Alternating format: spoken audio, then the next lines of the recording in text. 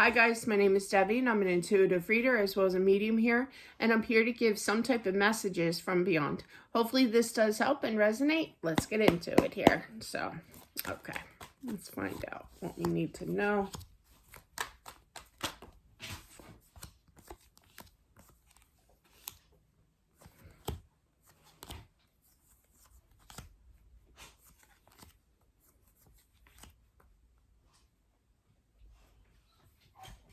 I'm feeling that I got to read in order what I'm picking up initially, okay? But we will get to find out who this person is that has passed on. But I feel that they are related to the Queen of Pentacles. So Pentacles is money, okay? And she's looking at that Four of Pentacles. So there's something that happened dramatically, kind of suddenly here with that Tower. But I feel that she definitely needs to think about things and to kind of stabilize her life in regards to money. Money's big in this spread here.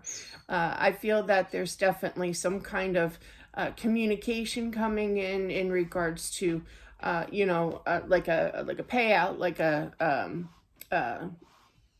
insurance, okay, money coming in, but it could take a little bit for this money to come in.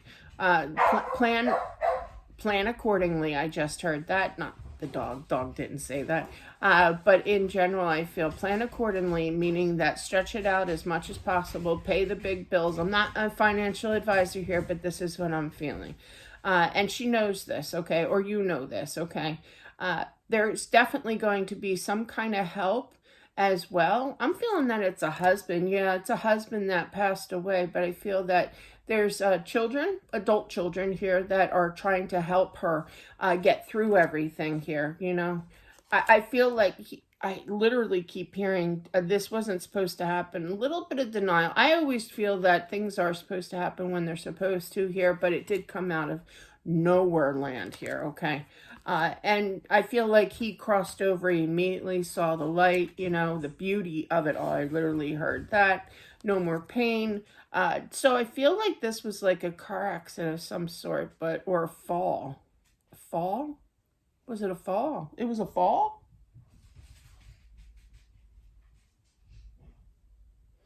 They're showing me my spirit guide can step in, and they're showing me the time when I didn't know my husband at the time, but back in 1984, long time ago, my father-in-law passed by a fall. A manhole was not the circle thing.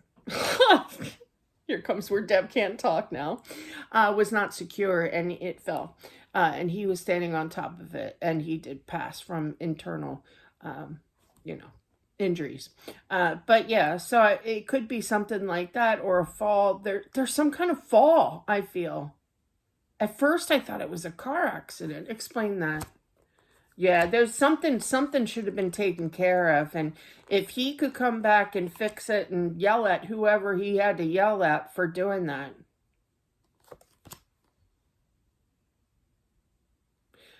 Oh, okay. I feel like this is where the car I'm feeling.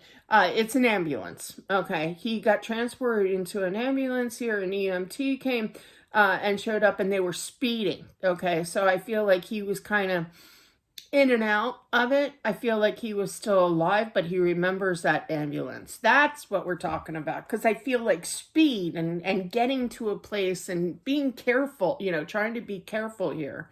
But anyway, thank you. All right. So that was driving me crazy because I kept feeling the speeding car kind of thing. But it was the ambulance here. Okay. So he does remember that adventure here. Okay. Like I said, he did make it to the other side. I feel like he's making me laugh. I feel like it's like, whoa, you know, like Joey off of that TV show. I can't think of it. You know what TV show I'm talking about. The whoa from Joey. But anyway, he's like, whoa, it's beautiful here. Like, it's nothing that he expected here, you know? I feel like he has quite a sense of humor. It's like, how much how much is this joint? Like, not, like, how much is this place? Meaning, okay. But yeah, he's just amazed how beautiful it is. This must have cost a pretty penny. Like, he's just coming up with them here. But yeah, I think that's a little bit of his humor, okay. How much is rent? What do I owe you? Kind of thing. But anyway, he's a class clown, definitely. But yeah, okay. So let me clarify for you guys, okay? So what I'm picking up here, because sometimes the messages don't always come totally clear until I clarify. I should have clarified before I started saying it, But I do feel that there was a fall of some sort. It could have been in construction here, could have fell through a manhole here, some kind of fall, dropping. And sorry for putting that kind of drastically. But I feel like he was somewhat aware that he went into an ambulance and he was being rushed. He got rushed, okay, to the hospital here. Okay, moving on. So there is some kind of message here. I feel that this is towards his wife.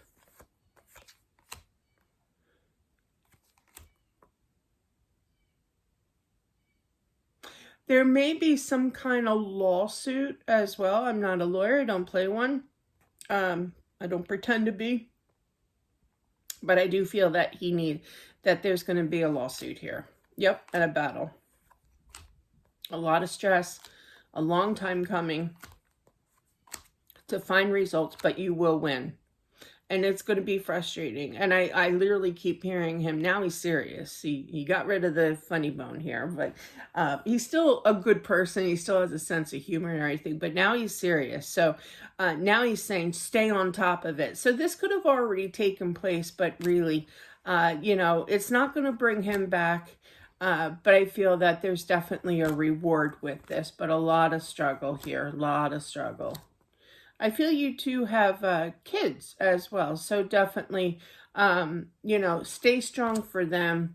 It's always, you just never know how you're going to phrase it to your kids, My husband, I know I say this a lot, but there's a point to this story, real short and sweet, but not sweet, but my husband and my father passed away 5 days apart from each other, right?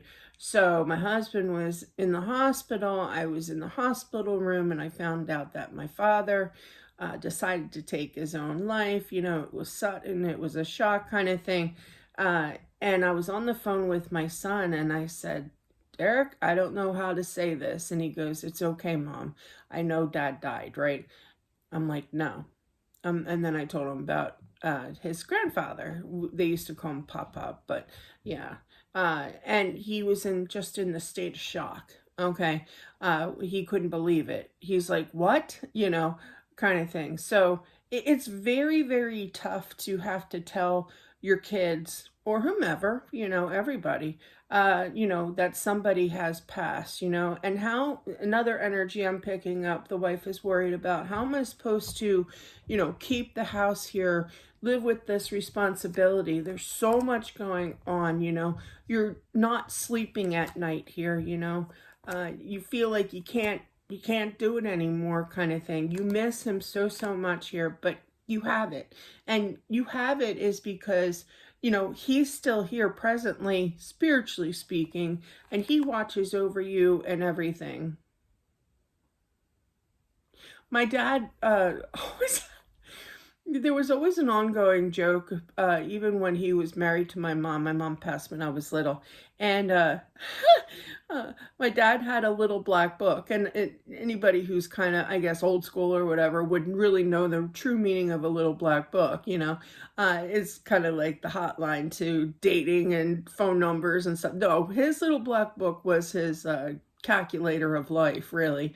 He wrote everything down. PP&L bill, which is our electric here, and so on and so forth. And he would write, he had chicken scratch and everything. I feel like this gentleman here is trying to keep balance with everything in your life. He's really giving you that enforcement. I feel like he kind of gives you messages when you're kind of stuck feeling, and you're asking them for, you're talking to them telepathically here for sure, you know. And ask your friends, ask family members, because they will definitely help you here. Absolutely. There's this kind of fear of asking people. Well, I don't know how they're going to react. You know, maybe they won't do it. You know, maybe they'll eventually get back to me here, but I need help now with something. I feel that's more relatable to money situation, okay? But I feel that, you know, you won't know unless you ask, you know, and I do feel that your true friends will step up and talk to you, converse with you, and help you, okay? Plus, they're going to be supportive of your loss here as well, okay? Yeah, definitely. And don't listen, the husband's here saying, don't listen to the outsiders, the bad people, you know? They're also showing me, oh, this was a tough day for me. I remember back in the day after my son passed, it was probably about 2 months after, no, was it? That was a good amount of time, which I found really interesting why they called me here. But I guess they must have had their dates mixed up or something. They were a little delayed. But yeah, I got a phone call like about a month, I'd say, after my son passed. And the first, not even a hello, the first question was, do you have a cemetery plot for your son? What? Like, who answers the phone that way? Niagara Falls. So you get, you know, you're going to have some trigger moments. Don't listen to people that are going to put you in this state of mind, okay? They're not even worth it. And I was like, you don't even know. I think I screamed back or something like that. You don't even know me. Why do you care? And I slapped. Afterwards, I realized that they were selling me something. But at the time, I took it personally, you know, because it was so odd. Not even a hello or anything or introducing. It was just flat out question. And yes, I did. Yes, we did. We bought a family few plots, you know, for the fam. But anyway, that is what I have to answer her question finally. There you go, miss. So, but yeah, so just ignore the people that are going to say cray things to you, you know, that are going to give you a little bit of trigger moment. It's not worth it, you know. But that's what I have for whomever this is meant for. Thank you all for watching. I do appreciate it as always. Don't forget to subscribe as well. Smashing that like button definitely helps out with my channel. Do check out my book, Accepting the Gift, as well. It's on Amazon, and I'll talk to you soon. Bye.